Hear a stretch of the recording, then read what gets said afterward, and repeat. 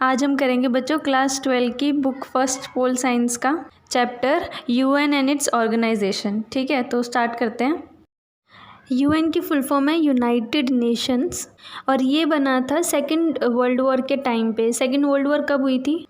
1939 से 1945 तक। ठीक है, सेकेंड वर्ल्ड वॉर हुई थी और यूएन बना था हमारा अक्टूबर 1945 को और सेकेंड वर्ल्ड वॉर ख़त्म हुई थी 2 सितंबर 1945 को। इसका मतलब सेकेंड वर्ल्ड वॉर के बाद बना था हमारा यूएन।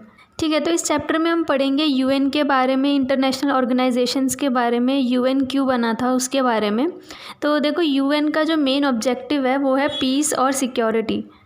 पहले तो फर्स्ट वर्ल्ड वॉर हुई, फर्स्ट वर्ल्ड वॉर के बाद सेकेंड वर्ल्ड वॉर हुई और फिर थर्ड वर्ल्ड वॉर ना हो जाए इसके लिए कोई एक ऐसी ऑर्गेनाइजेशन चाहिए थी जो वर्ल्ड में पीस फैला सके, सिक्योरिटी इंश्योर कर सके और तीसरी वर्ल्ड वॉर होने से रोके।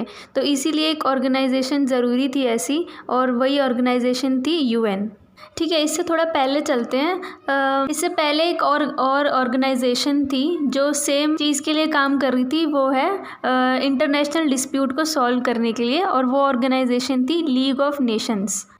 तो यूएन बना था सेकेंड वर्ल्ड वॉर के बाद और लीग ऑफ नेशंस बना था फर्स्ट वर्ल्ड वॉर के बाद में।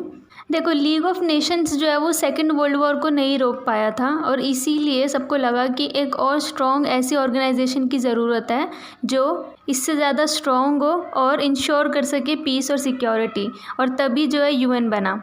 अब जब यूएन बना तो क्या हुआ था, सबसे पहले 51 कंट्रीज़ के रिप्रेजेंटेटिव थे जो यूएन कॉन्फ्रेंस में आए थे, जिन्होंने मिलकर जो है यूएन चार्टर जो है उसको ड्राफ्ट किया था। उनमें से कुछ मेंबर कंट्रीज़ जो थी वो थी China, France, Soviet union, United kingdom, America. तो बच्चों क्या हुआ था कि ये जो कॉन्फ्रेंस हुई थी यूएन की, ये हुई थी सैन फ्रांसिस्को कैलिफोर्निया के अंदर, जहाँ पर ये चार्टर तैयार किया गया था और 24 अक्टूबर 1945 को जो है ये एग्जिस्टेंस में आया। ठीक है, ये तो हो गई यूएन की हिस्ट्री। अब जो है इसके मेन प्रिंसिपल ऑर्गन्स के बारे में पढ़ेंगे। फर्स्ट प्रिंसिपल ऑर्गन है general assembly, security council, economic and social council, international court of justice, trusteeship council और लास्ट है हमारी सेक्रेटेरिएट। तो हम एक एक करके सारी ऑर्गन्स के बारे में डिस्कस करेंगे। तो फर्स्ट है हमारी जनरल असेंबली। ये जो है मेन पॉलिसी मेकिंग ऑर्गन है। इसके अंदर 193 मेंबर स्टेट्स हैं और सबके पास इक्वल वोट है। जनरल असेंबली जो है अपॉइंट करती है सेक्रेटरी जनरल को और इलेक्ट करती है नॉन परमानेंट मेंबर्स को सिक्योरिटी काउंसिल के, वो हम आगे पढ़ेंगे। और ये अप्रूव भी करती है यूएन बजट को। इसके अंदर अगर कोई मेजर डिसीजन लिया जाता है तो उसके लिए 2/3 वोट होना ज़रूरी होता है। इसके अंदर जो मेन ऑर्गन्स है वो है हमारी, इनको हम ऑर्गन नहीं बोल सकते हैं ये वो बॉडीज़ है जो इस्टेब्लिश की गई थी जनरल असेंबली के द्वारा। ठीक है, तो फर्स्ट है इसके अंदर UNCTAD, United Nations conference on trade and development. ये जो है परमानेंट ऑर्गन है यूएन जनरल असेंबली का और ये प्रमोट करते हैं ट्रेड, इन्वेस्टमेंट और डेवलपिंग कंट्रीज़ जो है उनके अंदर डेवलपमेंट को। नेक्स्ट है हमारा UNEP, United Nations Environment Programme. ठीक है, जैसे कि नाम से पता चल रहा है ये काम करते हैं इन्वायरमेंट के लिए और लोगों को, नेशंस को इंस्पायर करते हैं अपनी क्वालिटी ऑफ लाइफ इम्प्रूव करने के लिए बिना इन्वायरमेंट को नुकसान पहुंचाए। नेक्स्ट है हमारा UNDP, United Nations Development Programme. ये काम करते हैं टू इरेडिकेट पॉवर्टी, इनइक्वालिटीज़ को कम करने के लिए, मेनली मतलब डेवलपमेंट के लिए, कंट्री की डेवलपमेंट के लिए। नेक्स्ट है हमारा यूनिसेफ। ये बहुत फेमस भी है और आपने सुना भी होगा यूनिसेफ के बारे में। United Nations International Children's Emergency Fund. इसके बारे में हम डिटेल में डिस्कस करेंगे क्योंकि ये आपके सिलेबस में दे रखा है। ठीक है, नेक्स्ट है हमारा UNFPA, United Nations sexual and reproductive health agency. ठीक है, ये वर्क करते हैं अपना सेक्सुअल और रिप्रोडक्टिव हेल्थ के लिए, यूथ के। नेक्स्ट है हमारा UNHCR, United Nations high commissioner for refugees. ये वर्क करते हैं रिफ्यूजीज़ की राइट के लिए एंड टू सेव लाइव्स। ठीक है, नेक्स्ट है WFP, वर्ल्ड फूड प्रोग्राम। ये जो है स्कूल में मील प्रोवाइड करते हैं और इनका जो मेन फोकस है वो है फूड सिक्योरिटी। नेक्स्ट है UNWRA, United Nations relief and works agency और पैलेस्टीन रिफ्यूजीज़। ठीक है, तो ये जो है काम करते हैं पैलेस्टीनियन रिफ्यूजीज़ थे उनकी ह्यूमन डेवलपमेंट के लिए। और लास्ट है हमारा IAEA, इसके बारे में भी हम आगे डिस्कस करेंगे डिटेल के अंदर। International atomic energy agency. बच्चों ये जो है ये दोनों को रिपोर्ट करती है, सिक्योरिटी काउंसिल को भी और जनरल असेंबली को भी, पर इसके बारे में अभी हम आगे और डिटेल में डिस्कस करेंगे। नेक्स्ट है हमारा सिक्योरिटी काउंसिल। सिक्योरिटी काउंसिल के अंदर टोटल 15 मेंबर्स होते हैं। ठीक है, 5 जो है वो परमानेंट और 10 जो है वो नॉन परमानेंट मेंबर। इनका भी ऑब्जेक्टिव यही है पीस के लिए काम करना।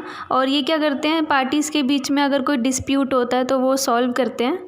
जो परमानेंट मेंबर्स हैं उनके पास एक स्पेशल पावर होती है जिसे हम वेटो पावर कहते हैं, और इसको ना हम नेगेटिव वेटो भी कहते हैं। ठीक है, तो ये क्या होता है उसको समझने से पहले हमें ये पता होना चाहिए कि 5 परमानेंट मेंबर्स है कौन सिक्योरिटी काउंसिल में। ठीक है, तो वो है China, France, Russia, United kingdom और USA।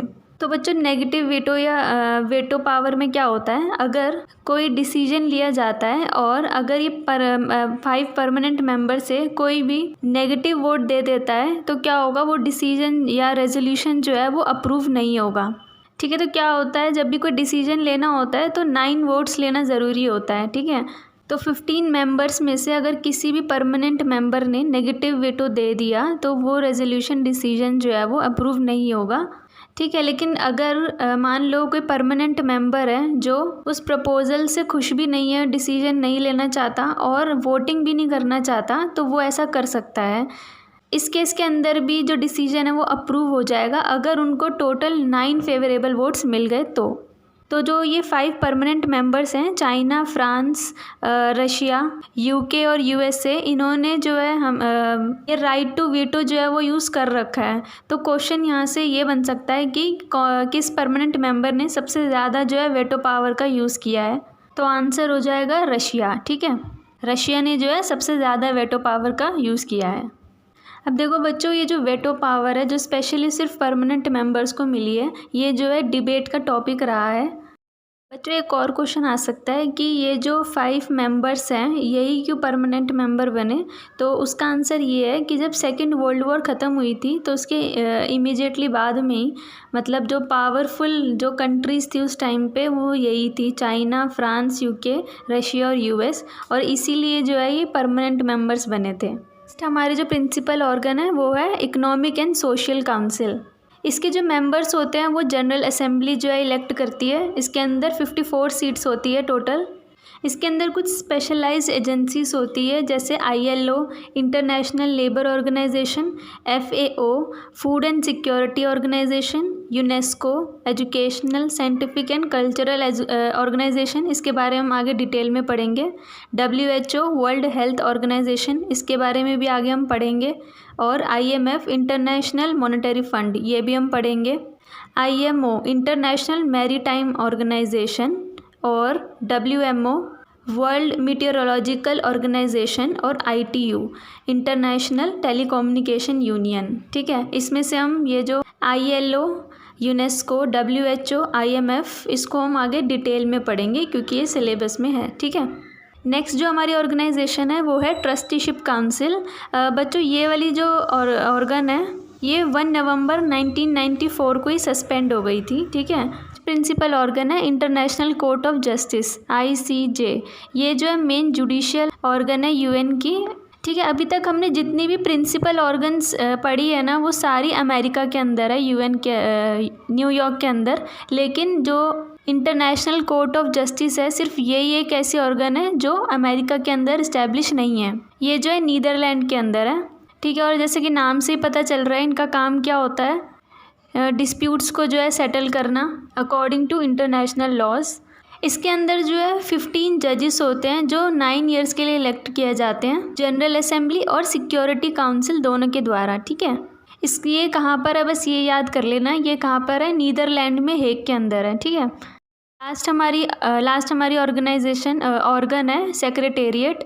ये जो है बाकी सारी ऑर्गन्स जो हमने पढ़ी है उन सबको एडमिनिस्ट्रेटिव हेल्प प्रोवाइड करती है, और इसका जो हेड होता है वो होता है सेक्रेटरी जनरल।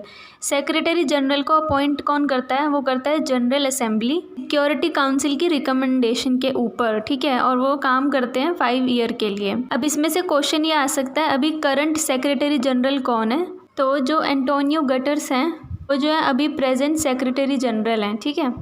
ये जो है 1 जनवरी 2017 को सेक्रेटरी जनरल बने थे और पोर्चुगल के जो है प्राइम मिनिस्टर थे, ठीक है। तो अब हमने सारी मेन 6 जो मेन प्रिंसिपल ऑर्गन्स थी उनके बारे में पढ़ लिया। तो बाकी की इम्पॉर्टेंट इंटरनेशनल एजेंसीज ऑर्गेनाइजेशन है वो हम नेक्स्ट क्लास में करेंगे। आई होप आपको ये वीडियो अच्छी लगी होगी, समझ में आई होगी, और अगर समझ में आई है तो प्लीज़ सब्सक्राइब करना चैनल को और लाइक करना।